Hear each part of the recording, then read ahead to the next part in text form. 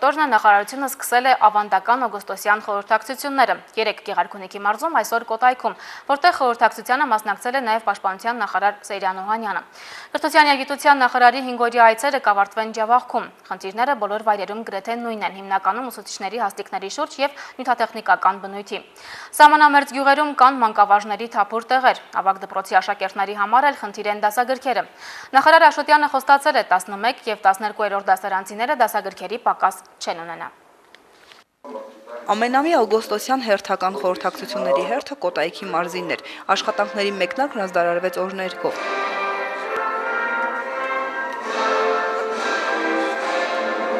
Մարզային իշխանությունների հրավերով կրթության նախարարից բացի խորհրդակցությանը մասնակցում էր նաև Պաշտպանության նախարարը։ Մարզի կրթական պատկերը ներկայացրեց մարզպետ Շահգալդյանը։ Այս տարի Կոտայքի մարզում առաջին զանգը կհնչի 3400 դպրոցականի համար մոտ 100 կրթական հաստատություններում։ Կրթության հիմքը պետք է լինի հայ առաքելական եկեղեցին եւ հայոց ազգային բանակը։ Արմեն Աշոտյանի խոսքով եկեղեցի բանակ դպրոցի երամիասնությունն է երկրի զարգացման եւ անվտանգության ապահովման երաշխիքը։ Մեր ընդհանուր նպատակն է ազգային անվտանգության հզորացման խնդիրն է, պաշտպանությունը մեր ազգային անվտանգության արտաքին հզորագույն շերտն է, կրթությունը, գիտությունը եւ մշակույթը ազգային անվտանգության ներքին հիմնական հենասյունն է։ Պաշտպանական գերատեսչության ղեկավարը եւս համոզված է, որ գիտելիքն է ազգային անվտանգությունը ձևավորող հիմնական ուղղություններից մեկը։ Նաեւ այդ պատճառով բանակում հայտարարված է գիտելիքի տարի, նշեց Սեյրան Օհանյանը։ Նրա խոսքով տարեցտարի բանակում բարձրանում է կրթական ցենզը։ Դա նշանակում է, որ դպրոցներում բարձր հիմքերի վրա է նաեւ ռազմահայրենասիրական դաստիարակության մակարդակը։ Ռազմահայրենասիրական դաստիարակությունը անչափ կարևոր ուղղություն է եւ նրա բացակայությունը մեր պետության մեջ պետության համար սպառնալիք է հանդիսանում, որը ամրագրված է նաեւ մեր ռազմական դոկտրինում։ Չնայած նկատելի առաջընթացին Պաշտպանության նախարարի խոսքով գերատեսչությունը անելիք շատ ունի։ Կրթության նախարարության հետ ձեռք է բերվել պայմանավորվածություն զինղեկների վերապատրաստման եւ դպրոցների ռազմահայրենասիրական դասարանները նյութատեխնիկական բազայով համալրելու ուղղությամբ։ Աննա Վարդանյան, Հակոբ Սարգսյան, Հայլուր։ 2011-ի հունիսի 4-ից մինչև նոյեմբերի վերջ Վենետիկը կրկին կվերածվի ժամանակակից համաշխարհային արվեստի մայրաքաղաքի, կմեկնարկի վենետիկյան 54-րդ բիենալեն, որը կրում է «Եզերքդ եզերքում» խորագիրը։ Մշակույթի նախարարության որոշման համաձայն 2011-ին համաշխարհային ստուգատեսում հայկական տաղավարը կներկայացնի կոմիսար Վիկտոր Մնացականյանը։ Լրագրողների հետ այսօրվա հանդիպման ընթացքում նա վստահեցրել է, որ արվելու է ամեն ինչ մեր ազգային նախագիծը լավագույնը ներկայացնելու համար։ Հայկական տաղավարի կոմիսարն ու համադրողներն առաջին անգամ փորձելու են օգտագործել ոչ միայն Սփյուռքի ստեղծագործական ու ֆինանսական ներուժը, այլև նախապատրաստական աշխատանքներում ներգրավել նաև հայաստանյան գործարարների միջոցները։ Նախատեսվում է ստեղծել նոր մշակութային քաղաքականություն հիմնադրամը, որը կնպաստի մշակույթի զարգացմանն ու բիենալեի կազմակերպական աշխատանքներին։ Ըստ համադրողների արդեն այսօրվանից պետք է սկսել տաղավարին առնչվող շահագրգիռ քննարկումներն ու դրանք պահել հասարակության ուշադրության կենտրոնում։ Հայկական տաղավարի կոմիսարը նշել է, որ եղել են առաջարկներ ներկայանալ օրինակ ռուսական տաղավարի տարածքում, սակայն որոշվել է Հայաստանը կներկայանա իր առանձին ազգային տաղավարով։ Բիենալեի հայկական տաղավարի ընթացքը պահել տաք վիճակում միշտ քննարկումների մեջ, դա ոչ միայն կոնցեպտուալ դիսկուրսիվ նպատակներ է հետապնդում, այլև մեդիա առիթներ ստեղծելու նպատակ։ Ընդ որում, այստեղ իսկապես Սփյուռքի դերը, Սփյուռքին խոսք տալու ինտելեկտուալների հատկապես, եթե հայ արվեստագետները ներկայանում են Հայաստանից, ուրեմն Սփյուռքի մտավորականներին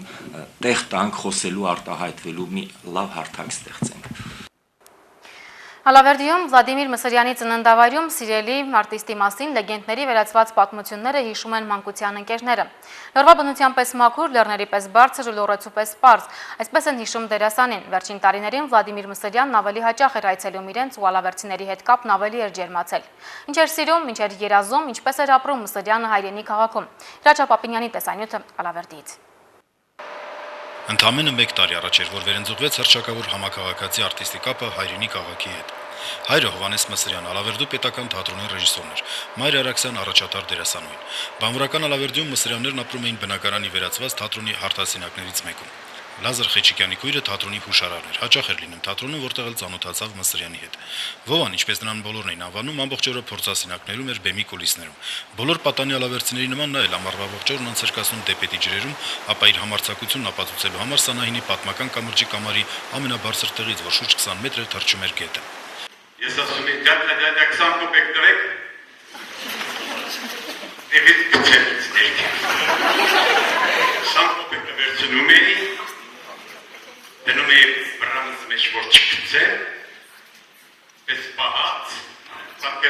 След майкариով դեր գլավկայով ես դերքս է դնում եմ իպեղ որ շատ չթամա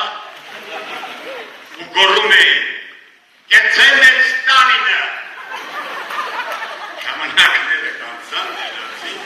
Նա լավ լողորդ էր, հիշում են մանկության ընկերները, այնքան լավ, որ մի անգամ նույնիսկ փրկեց տղաներից մեկին խեղդվելուց։ Տեսանք աղջիկներ են բարձրանում, որ այդ կամուրջի վրայով անցնելու էին, տղաներից մեկը բոլորովին մերկ էր, ամոթից իրեն ներքև գցեց, հավանաբար լավ էլ լողալ չգիտեր, ջրիտակից ուշ դուրս եկավ, այդ ընթացքում ուրեմն Վլադիմիր Մսրյանը կարծելով, թե նա երևի կխեղդվի, այլևս անմիջապես նետվեց ու հավանաբար կյանքն էլ փրկվեց, թե չկարողա, որ նա խեղդված լիներ էլի։ Լողալուց հետո մանկական մեծ խմբով գաղտագողի մտնում էին Ալավերդում հազվադեպ Ամրխանի հռչակավոր այգին։ Գալիս էին երբեմն էլ կոպիտ բան ասած, մեր լեզվով ասած, իբր թե դեղս ենք թռցնում։ Ստեղծագործական նախասիրությունները դերասան արտիստի նրա հոգուկրակը ձևավորվել է Լոռուձորում լոռու անկրկնելի բնության մեջ։ Այդ թատրոնի խաղացողներին շատ լրջությամբ էր նայում, էլի ոչ մի շարժում չէր անում, բան շատ բանով աչքերը առած նայում էր, էլի, միշտ ասում ենք էլի զգացում որ ինքն էլ ծնողների ճանապարհով գնալու։ Կենսագրության մեջ ծննդավայր Օրջոնիկիձը նշել է պատահականություն էր համարում։ Պարզապես ծննդաբերելու համար երիտասարդ մայրը մեկնել էր ծնողների մոտ, ապա 3 ամիս անց վերադարձել բարուրը գրկին։ 1951 թվականին, երբ փակվեց Ալավերդու բանվորական թատրոնը, Մսրյանները տեղափոխվեցին Կիրովականի պետական թատրոն։ Վլադիմիրը 8-րդ դասարան էր, հետագայում առիթներ շատ չեղան Ալավերդի այցելելու։ Անցյալ տարի աշնանը սակայն եկավ հանդիպման, եկավ իր կարոտի, եկավ իր մանկության ետևից։ Լեբլեցուն էր դալիճը նրա համերկրացիներով, նրա երկրպագուներով։ Լոռիցիների մեջ շատ բարություն կա, ինչ որ այսօր պակասում է մեծ բոլորիս։ Նույն թվում ես էլ դրա համար հաճախ պետք է կամ երևի իմ սիրած վայրերը տեսնեմ, բնության հետ շփվեմ, մարդկանց հետ շփվեմ։ Հանրապետության ժողովրդական արտիստի բոլոր ժամանակների մեծանուն Պագանինի մահվան բոտն ալավերցիներն ընդունեցին տխրությամբ։ Ու երեգել որ լսեցի, շատ նենց ցավով ընդունեցելի որ մեր այդ ընկերներից մեկն էլ պակասեց էլի։ Հրաչապապինյան Արման Տիտանյան, Հայլուր։ Օրանժն այսօր ներկայացրել է BlackBerry ծառայությունը Հայաստանում ամբողջացնելով առաջարկվող սմարթֆոնների ցանկը։ BlackBerry Bold 9700 հեռախոսն Օրանժի բաժանորդների համար է։ RIM ընկերությունն այն արտադրել է միայն Օրանժ Արմենիայի համար։ Հեռախոսներն արդեն հնարավոր է ձեռք բերել Օրանժի 17 խանութներում 230,000 դրամով։ BlackBerry ինտերնետ ծառայության ամսական բաժանորդագրության վճարը սկսվում է 7500 դրամից, իսկ 8000 դրամ ու ավելի ամսական վճարի դիմաց ծառայության բաժանորդը կստանա 50-ից 500 մեգաբայթ ներառված ինտերնետի ծավալ։ Սա բացառիկ առաջարկ է հայկական շուկայում նաև գնային առումով, ինչպես մեր մյուս առաջարկների դեպքում այս պարագայում նույնպես անելու ենք ամեն ինչ, որ հայկական շուկայում յուրաքանչյուրը կարողանա իր համար համապատասխան առաջարկություն գտնի։ Ովքեր եւ ինչու են նախընտրում BlackBerry Մեծ Բրիտանիայի նախարարներն օրինակ իրավունք չունեն օգտագործել որևէ այլ հեռախոս։ Կառավարությունը նրանց թույլ է տալիս օգտագործել միայն BlackBerry։ Ուսումնասիրությունները ցույց են տալիս, որ BlackBerry հիմնականում նախընտրում են գործարար մարդիկ։ Իդեպ այն նյույորքցիների մեծ մասի նախընտրած հեռախոսն է։ Բայց հեռախոսի ամենամեծ երկրպագուն Միացյալ Նահանգների նախագահ Բարակ Օբաման է։ Ընտրություններից հետո ամերիկյան մամուլում լայնորեն քննարկվում էր այդ թեման, նույնիսկ ասում էին, որ Սպիտակ տան ղեկավարը կախվածություն է ձեռք բերել այդ հեռախոսից։ Ընդունված կարգի համաձայն Սպիտակ տուն ոտք դնելուց հետո Օբաման պետք է հրաժարվեր իր բջջայինից անվտանգության նկատառումներով եւ օգտվեր միայն ծառայողական հեռախոսից։ Գաղտնի ծառայությունները սակայն այդպես էլ չկարողացան ստիպել Օբամային հրաժարվել BlackBerry-ից։ Նա իր հետ Սպիտակ տուն տարավ իր սիրելի բջջայինը, իհարկե պայմանով, որ այն կօգտագործի միայն երգեր լսելու եւ սահմանափակ թվով մարդկանց հետ ոչ աշխատանքային զրույցների համար։ Աշնանից Ծալկայում սկսվում է հարսանիքների սեզոնը, հենց այդ ժամանակ են Ծալկայի 12 հայկական գյուղերի տղամարդիկ վերադառնում տուն արտագնա աշխատանքից։ Մինչև այդ նորոգվում ու կարգի են բերվում գյուղերի հարսանյաց տները։ Ծալկայում աշունը թեժ է լինում, գարունն է խոստումնալից։ Իմ գործընկեր Ռուզաննա Վարդերեսյանը այցելել է Ծալկայի գյուղեր, Հուշի, Այազմա, Օզնի, մեկ օր ապրել նրանց առօրյայով ու ավանդույթներով։ Սա Ջավախքից դեպի Վրաստանի մեկ այլ հայաբնակ շրջան Ծալկա տանող ճանապարհն է։ Սա էլ Թրիալեթիի լեռնաշղթան, որի վրա եւ ստորոտում տեղակայված են Ծալկայի 12 հայկական գյուղերը։ Քոսերը երեք եմ քաղցրիկ, սարերում բարձրիկ։ Տիկին Սուսաննան արդեն 30 տարի Վարդանուշ տատի հարսն է։ Տիկին Սուսաննայի հարսն էլ է նույն այս տանն ապրում։ Այստեղ ամեն ինչ խիստ հայկական ու ավանդական է։ Գյուղի տղամարդիկ հիմնականում արտագնա աշխատանքի են մեկնում Ռուսաստան։ Գյուղում մնում են կանայք, երեխաներն ու տարեցները։ Երիտասարդներն էլ այնքան, որ մեկը մյուսին օգնելով հազիվ են գլուխ հանում ձմեռվա նախապատրաստման աշխատանքներից։ Աշխատանքային այս թեժ սեզոնին գյուղում բոլորը զբաղված են, սկսած փոքրիկ երեխաներից մինչև տարեցները, իսկ քաղաքից ժամանած երիտասարդներն օգնում են իրենց երիտասարդ ընկերներին խոտ տեղափոխել։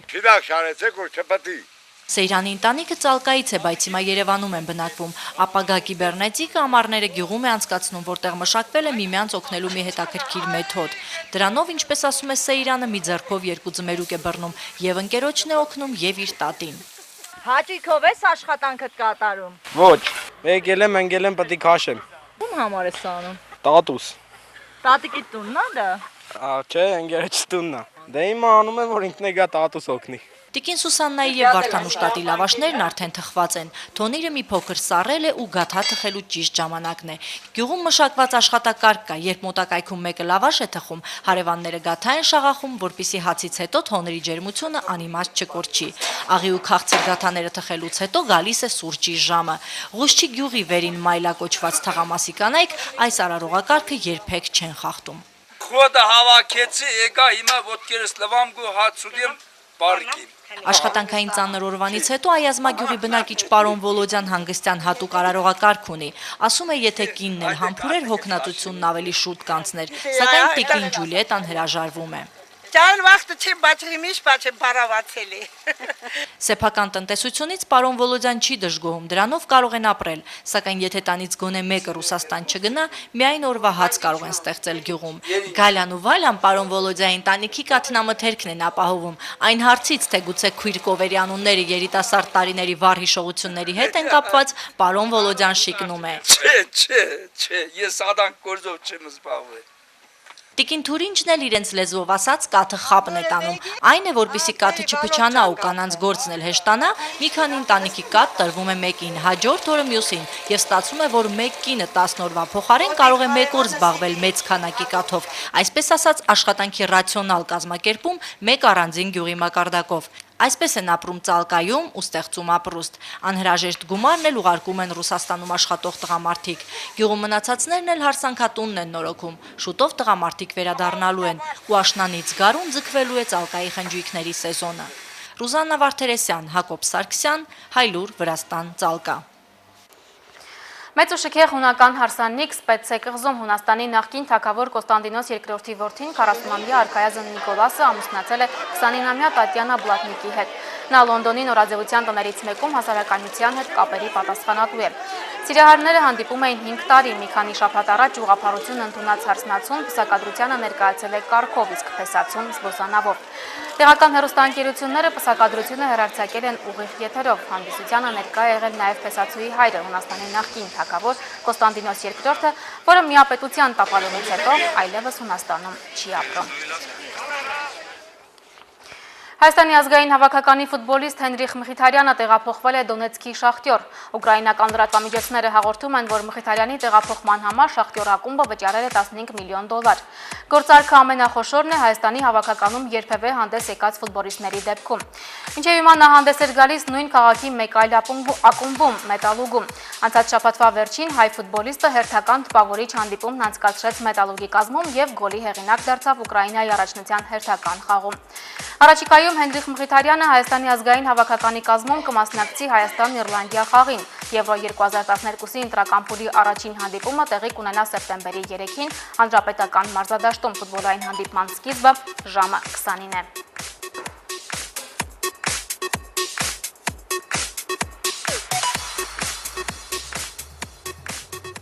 Դուք դիտում եք Հայլուրը, հաջողություն եմ մաղթում ձեզ։